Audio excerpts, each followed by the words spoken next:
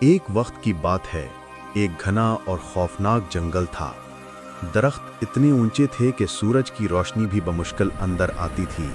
رات کو وہاں سے عجیب سی آوازیں آتیں، بھیڑیوں کی ہوا میں گونجتی ہوئی ہاؤل، الوؤں کی چیخیں اور کہیں دور کسی جن کے قہقہے۔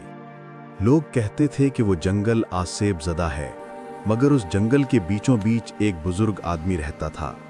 وہ بزرگ جن کا نام بابا نوران تھا، ایک چھوٹی سی جھونپڑی میں رہتے تھے۔ ان کے پاس صرف ایک ساتھی تھی، ایک چھوٹی سی بلی جس کا نام مشی تھا۔ بابا نوران سارا دن اللہ کی عبادت میں مصروف رہتے، تسبیح پڑھتے اور راتوں کو جنگل کی خاموشی میں قرآن کی تلاوت کرتے۔ ان کے دل میں خوف نہیں تھا، کیونکہ وہ جانتے تھے کہ جس کے دل میں اللہ ہوتا ہے اسے کسی چیز کا ڈر نہیں ہوتا۔ مگر ایک رات کچھ عجیب ہوا۔ جھونپڑی کے باہر زوردار آندھی چلنے لگی، درختوں کی شاخیں ٹوٹنے لگیں اور اچانک مشی بلی زور زور سے میاؤں میاؤں کرنے لگی۔ بابا نوران باہر نکلے تو دیکھا آسمان پر کالا دھواں چھا گیا ہے اور اس میں سے ایک خبیث جن نمودار ہوا۔ اس کی آنکھیں سرخ، چہرہ سیاہ اور آواز بجلی کی طرح گرجدار۔ جن بولا، اے بابا نوران، تم نے ہمارے جنگل میں اللہ کا نام لیا، اب تمہیں یہاں جینے نہیں دوں گا۔ بابا نوران مسکرائے، ان کی آنکھوں میں سکون تھا۔ یہ جنگل اللہ کا ہے، تیرا نہیں، انہوں نے جواب دیا۔ جن غصے سے دھاڑا اور آگ کے شعلے ہوا میں پھینکے۔ مشی بلی ان کے آگے آ کر کھڑی ہو گئی، جیسے اپنے مالک کی حفاظت کر رہی ہو۔ تبھی آسمان پر ایک روشنی چمکی۔ بادلوں کے پیچھے سے ایک نوری پری اتری، اس کے لباس سے روشنی کی کرنیں نکل رہی تھیں۔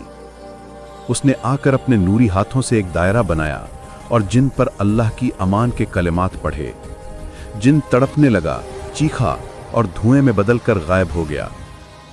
بابا نوران نے پری کی طرف دیکھا اور کہا، بیٹی تم کون ہو؟ پری نے مسکرا کر جواب دیا، میں اس جنگل کی محافظ تھی، مگر جنوں کے جادو سے قید تھی۔ تمہاری عبادت اور تسبیح نے میری قید توڑ دی، اب میں تمہاری مدد کے لیے آئی ہوں۔ پھر وہ دونوں، بابا نوران اور پری، جنگل میں گھومنے لگے۔ پری نے اپنے نوری ہاتھوں سے زمین کو چھوا تو جہاں اندھیرا تھا وہاں روشنی پھیل گئی۔ درخت جو سوکھ چکے تھے پھر سے ہرے ہو گئے، ندیوں کا پانی چمکنے لگا، پرندے واپس آنے لگے۔